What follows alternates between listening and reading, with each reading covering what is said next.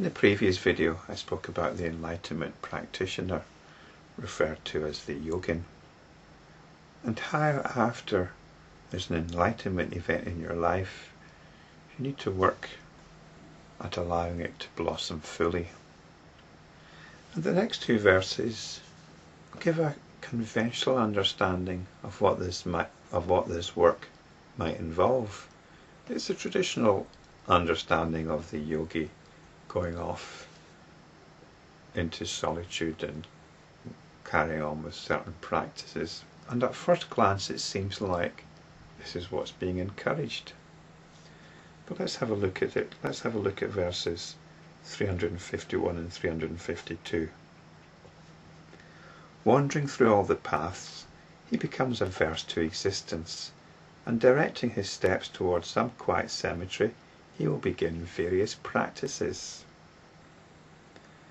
The yogin, while in his exercise, sees the form of the sun or the moon, or something looking like a lotus, or the underworld, or various forms like sky, fire, etc.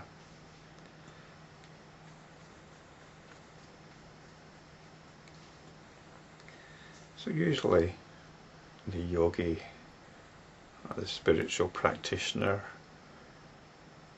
is described as going off into the forest, or here it's the cemetery. They're not interested in worldly life, and they've got their practices to get on with. And there are many practices you can get on with. So this is what's being described. It's almost like it's being encouraged here. Wandering through all the paths, he becomes averse to existence. Wandering through all the paths, perhaps this is understood as having lived so many different lives. You've done it all at some point. Enough of that. Let's get to the heart of the matter. So let's get our space and get on with our practices so we can consolidate this. Get to how things really are. And some of these practices are mentioned in verse 352 here. Seeing the form of the sun or the moon. So I don't know what this refers to. It could be pranayama practices.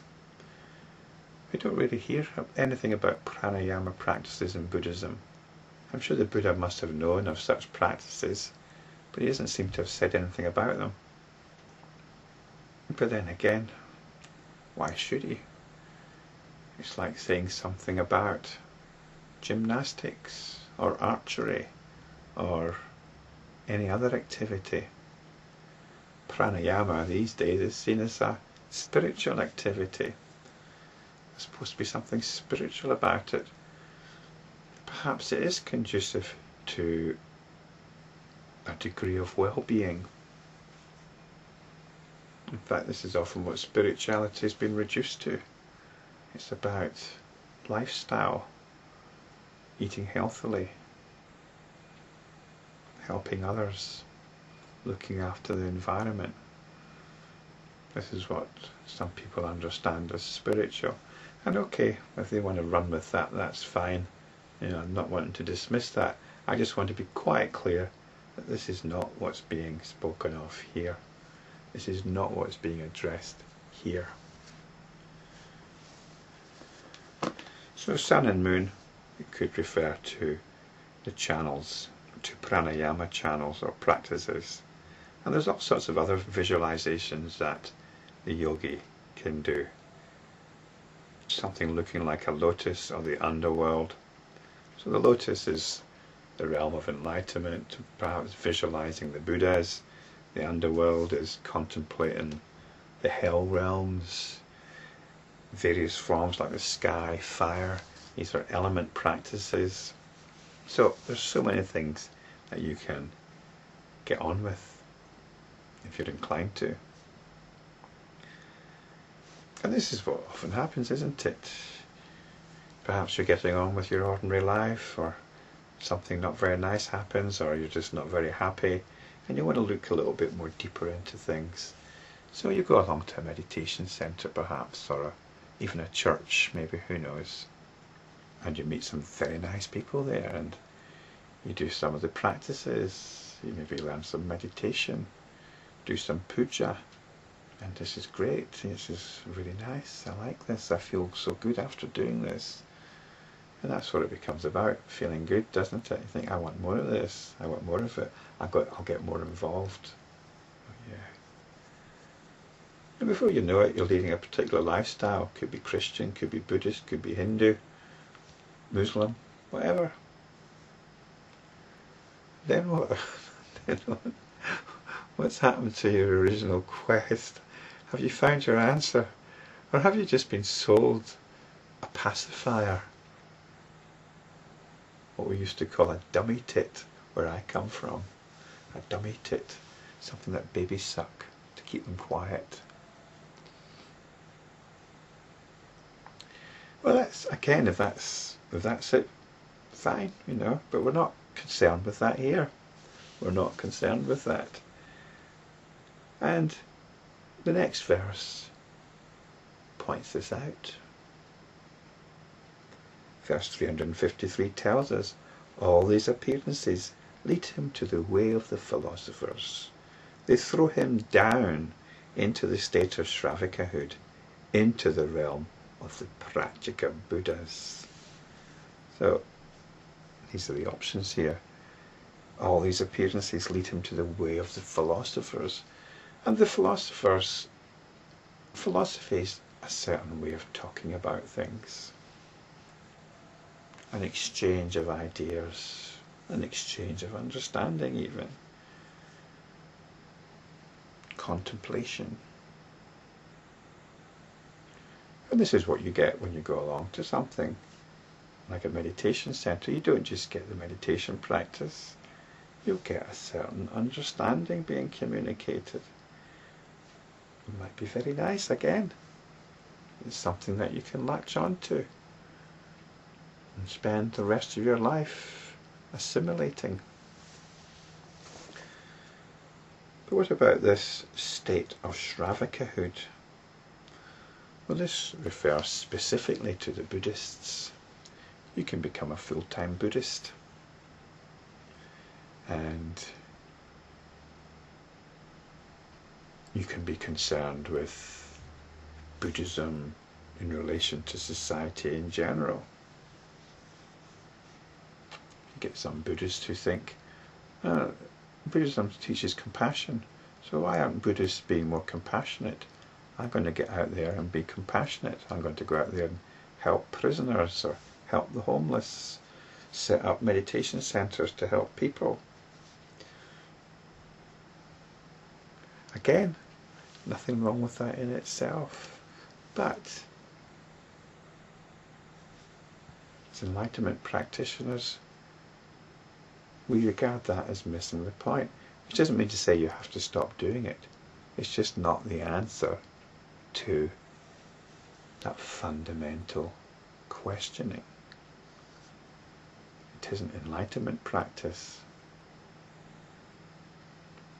It's a complete distraction to enlightenment practice. And the realm of the Pratyekabuddhas, well, these are your highs. Yes, you can get on with your practices and you can get very high indeed. Yeah.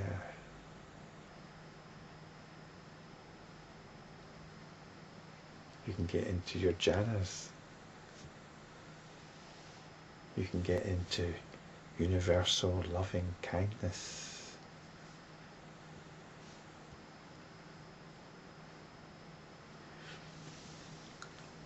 As far as the enlightenment practice is concerned, these are nothing more than very good moods, which again might be all that you're looking for. You're just wanting to get into a better mood.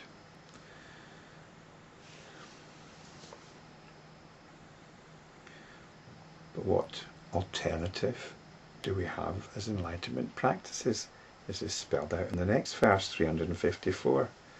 When all these are tossed aside and there is a state of imagelessness, then a condition in conformity with Tathata presents itself, and the Buddhas will come together from all their countries, and with their shining hands will stroke the head of this benefactor.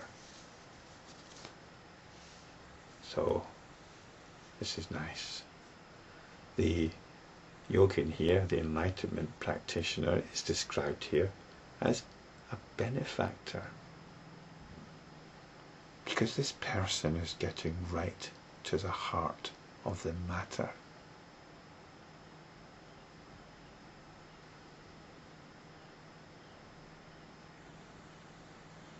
This person is realizing, is actualizing the potential of the teachings. They are not concerned with any notion of spirituality.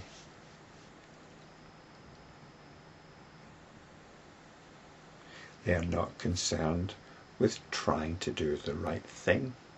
They're not concerned with being a better person. They're not concerned with making the world a better place. They're not concerned with indulging any aspect of their own personal psychology. This is what I referred to in the previous video when I spoke about verse 350 as the Vajra bolt, the diamond thunderbolt, cutting right through everything.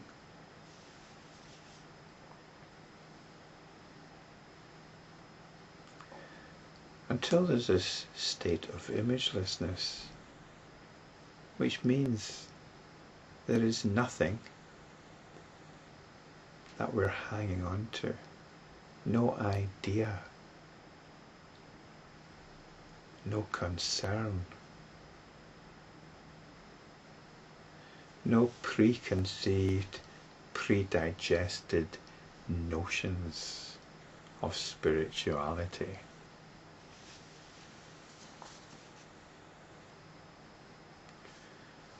There is only Tathata, suchness. This is what the enlightenment practitioner enters into. It's the ground of being. It's full realization and appreciation of the nature of awareness.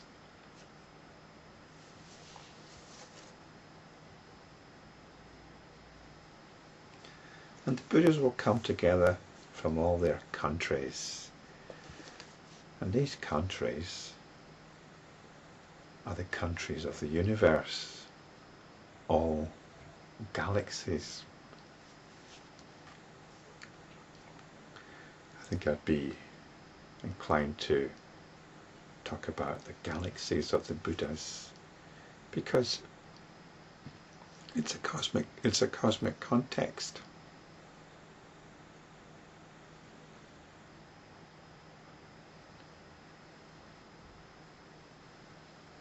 Everything comes together at this point.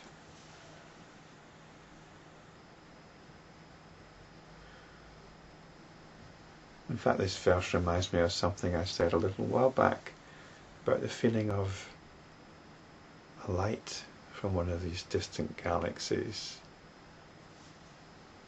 manifesting here, and this light being a silver tendril of hair of one of these cosmic Buddhas from a distant galaxy. So this is nothing more than appreciation of enlightenment practice.